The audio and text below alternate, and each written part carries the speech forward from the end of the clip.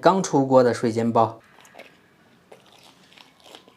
大家好，我是老猫，今天做早餐经常吃的水煎包。先来把面发上，1斤面粉，3克酵母，1勺白糖，1勺盐。盐可以提高面粉的筋性，加白糖可以让面发得更快。300克不烫手的温水来和面。做水煎包的面会稍微软一些。加盖发面，发到2倍大。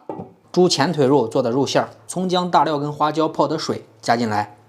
用手把料水打进肉里，打均匀，这样肉还可以更加的鲜嫩。加点粉条进来，半勺盐，半勺13香，半勺老抽，1勺生抽，倒点蚝油，顺着一个方向搅拌均匀，发到2倍大，蜂窝状，揉光排气，下成面剂，跟擀饺子皮一样，擀的中间厚，两边薄，加上馅儿就跟包饺子一样。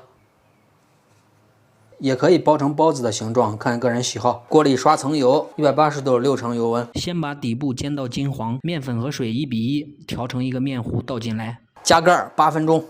时间到了，翻过来看一下，是不是还挺漂亮的？大家给老猫做的水煎包打个分。水煎包底子刚做出来，非常酥脆，上边特别柔软，馅儿很足，吃的这个味道吧，跟咱们早上在外边吃的那个大肉粉条馅儿一模一样的味道。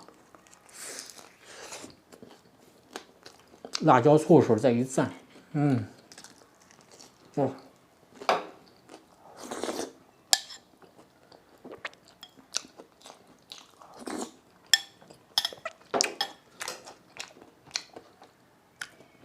用糙米熬的粥，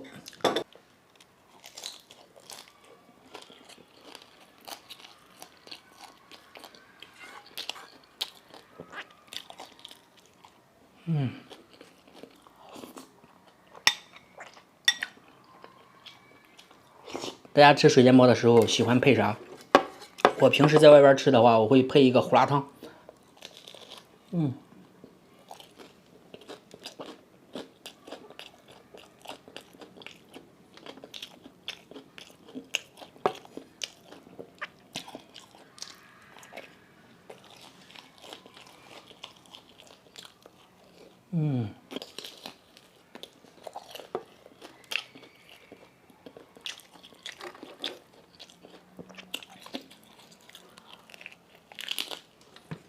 刚才一锅没有做下，然后我还蒸了一些，看一下蒸的这个白白胖胖的，蘸点辣椒醋水，哇，